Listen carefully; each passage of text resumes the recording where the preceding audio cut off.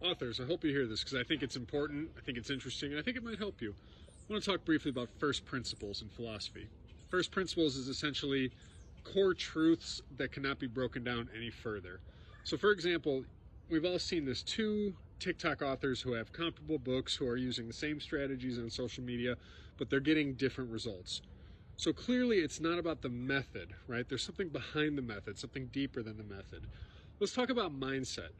I think nothing done in desperation will ever yield the results that you need. You know, you think about whether you like him or not, Joe Rogan built the biggest podcast in the world because he didn't mean to.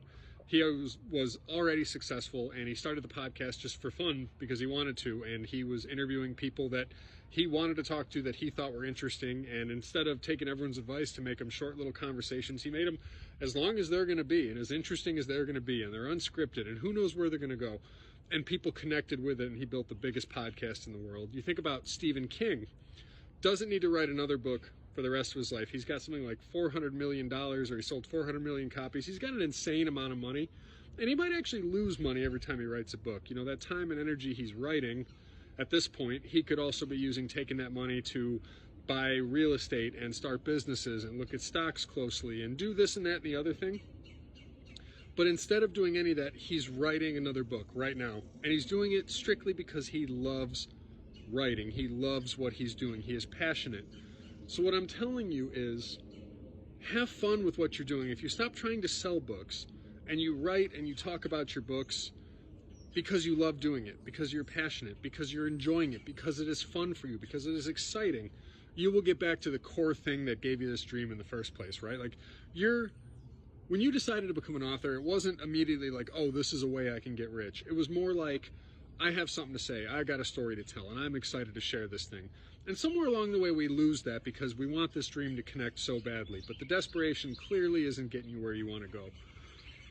Whether you're religious or not, I'm going to hit you with a little religion here. I invite you to consider that God is your supply. And this is in terms of just taking it easy, right?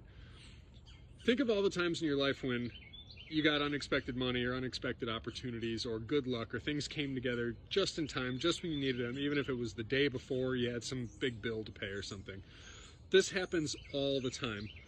What I'm inviting you to consider is that your book sales, your job, whatever it is, that is not your supply. At the end of the day, God is your supply. And I'll give you an example. This is a very easy scenario to imagine. Imagine a guy is driving to work one day and his car breaks down and he doesn't have the money to fix the car. So he can't get to work, so he loses the job. And in losing the job, he still can't fix the car, so he's taking the bus, but he can't figure out the schedule, so he can't get another job, so he loses his house and he ends up homeless. That could totally happen, right? Your car breaks down, and through a series of events, you become homeless through that moment. Totally possible, and yet none of us have ever met anyone that has happened to.